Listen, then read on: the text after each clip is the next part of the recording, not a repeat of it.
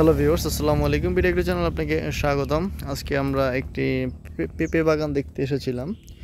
তো সেখানে যে বিপর্যয়টা আমরা এখানে দেখতে পাচ্ছি যে পেঁপে গাছগুলো, বেশিরভাগ গাছগুলো সব পড়ে গেছে এবং এটা পড়ে যাওয়ার একটা মূলত কারণ হলো ঝড়ে এবং এখানে যে মাটির যে ব্যাপারটা, এই কারণে আমরা কিন্তু প্রত্যেকটা গাছ দেখতে পাচ্ছি ঝড়ে পড়ে গেছে একদম সম্পূর্ণ জমিটা ক্ষতিগ্রস্ত হয়ে গেল কৃষক। এখানে আপনারা যারা নতুন উদ্যোক্তা তারা এই বিষয়টা একটু সতর্কতা অবলম্বন করবেন। কিছু কিছু বিষয় সতর্কতা অবলম্বন করলে এগুলো আসলে সঠিক হয়ে বা এগুলো সমাধান হয়ে যাবে। যেমন ধরেন, আপনি যে প্রতিটা গাছের সাথে যদি আপনি 3টি বাঁশ 3 পাশে দিয়ে যদি এটাকে মজবুত করার চেষ্টা করেন, বা এটাকে বিভিন্ন অঞ্চলের ভাষায় বিভিন্ন ভাষায় বলা হয়, যেমন কেউ কেউ বলে ফিক দেয়া, তারপর কেউ কেউ বলে এটাকে সাপোর্ট দেয়া, জাস্ট এরকম একটা বিষয়। হ্যাঁ, এগুলো দেওয়ার 3টা বাঁশ দিয়ে যদি এভাবে যদি থাকতো তাহলে এই ক্ষতিটা হতো না।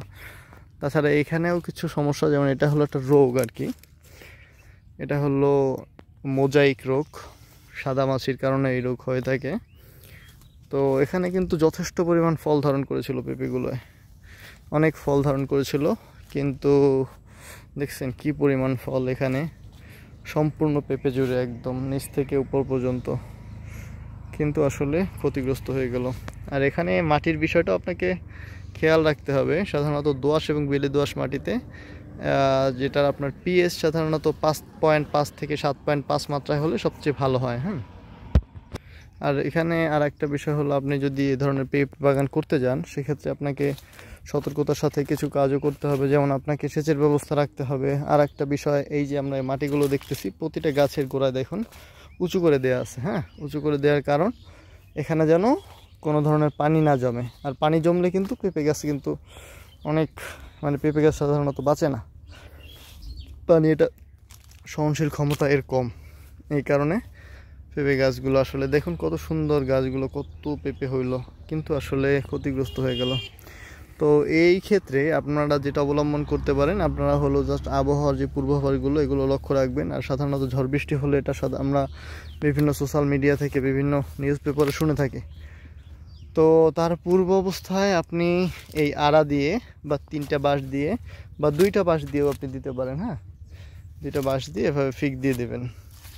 ফিক দিয়ে দিলে সেক্ষেত্রে এই ধরনের সম্ভাবনাটা খুবই কম হবে, কারণ আপনার ওই সাপোর্টে গাছটা পড়ে যাবে না। এটা একটা সাপোর্ট দেওয়ার চেষ্টা করবেন সব সময়।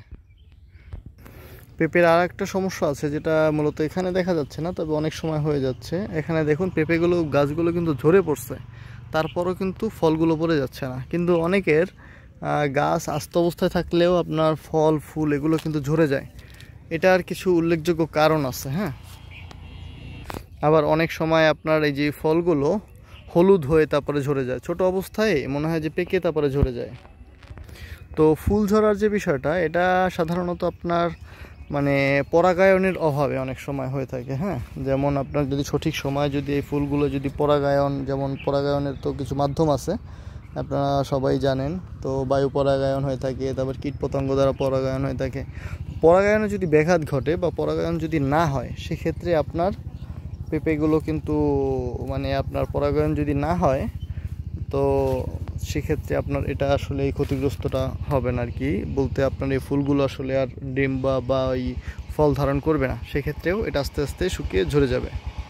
তাছাড়া আর একটা বিষয় হলো, আপনার নাইট্রোজেন জাতীয় যে সারগুলো এগুলো যদি প্রয়োগ করা হয়, বেশি যদি প্রয়োগ করা হয়, তো সেক্ষেত্রেও কিন্তু অনেক সময় এটা কিন্তু ক্ষতির কারণ হয়ে থাকে। যদি আপনি অতিরিক্ত নাইট্রোজেন দিয়ে থাকেন, তো নাইট্রোজেন বলতে আমরা সাধারণত ইউরিয়াটাকে বুঝে থাকি। হ্যাঁ, তাহলে এই ক্ষতিটা বেশি হয়। একটু এই জায়গা দাঁড়ান, আমরা একটু ছবি তুলবো তো।